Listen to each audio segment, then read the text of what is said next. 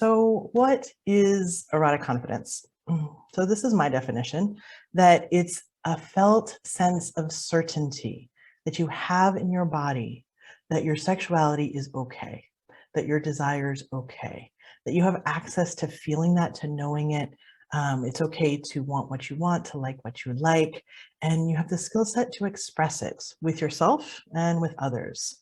And I know that we can talk about erotic confidence in a way where it seems really performative, right? You're just like, hey, I'm swaggering around. Maybe you're making meaningful eye contact with someone. Um, and that can be part of it, right? We can definitely perform our eros, and that's neither here nor there. But I'm talking about something that is deep-seated and pretty unshakable. This general sense of I'm okay. And when I think about what do I feel like when I feel erotic confidence, it's that sense of feeling really good in my body, right? I feel really present. I feel really alive. I feel um, responsibly deserving of goodness and pleasure. And confidence really requires a growth mindset, because believing that you can learn anything, be any way different, right? Believing that is what actually leads to new behaviors, right? So if you don't believe that a new thing is possible for you, you're not going to do the behaviors that would actually make that new thing happen. Part of that growth mindset requires risk, right? In doing something new and practicing something new and pushing those growth edges.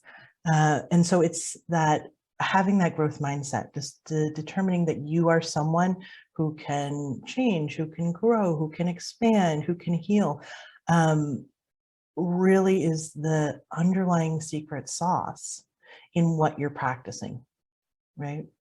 And not everyone believes that they're capable of change at a deep level, right? This can be really this invisible barrier that's in the way. And so I call these invisible limiting beliefs. It's something as strong as a steel wall that it's in your way, right? So you might think, yeah, I would love to be an erotically confident person. Like, that sounds awesome, Pavini. Sure, I'll take that. And this part of you that's like, yeah, but that I can't have that. That's not really right? Take no.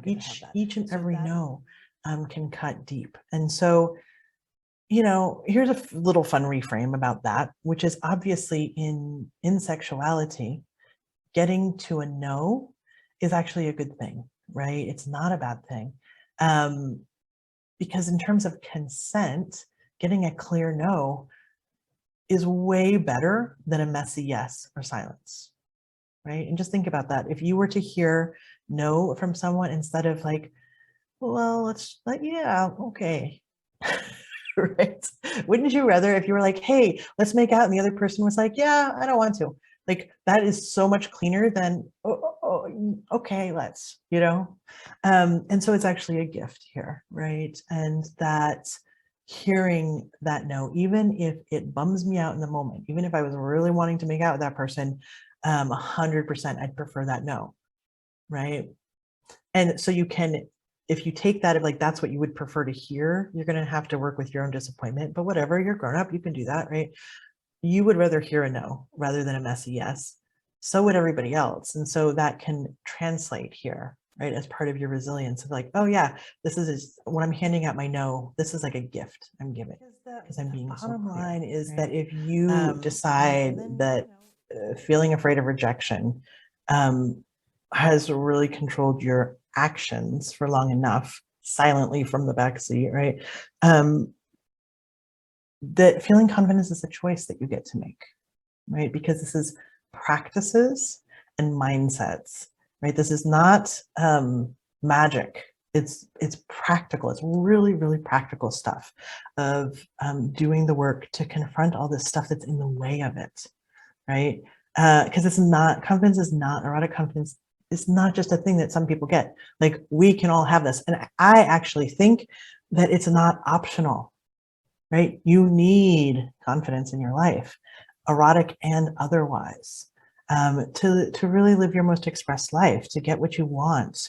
And honestly, what you deserve. You're not asking for too much. Like other people are getting fun and lasting love and sexy time and raises and houses and all the good stuff, like they're all getting that. Why shouldn't you? Like there's nothing wrong with you, right? There's nothing wrong with you that you shouldn't get the same stuff that other people get the chance to have, right? And but that the beginning thing is really just adopting that growth mindset of like it is possible if I'm willing to do the hard work of this, right? It's not a miracle cure, but if I'm willing to do the hard work of this, it can be available for me. That's the big secret.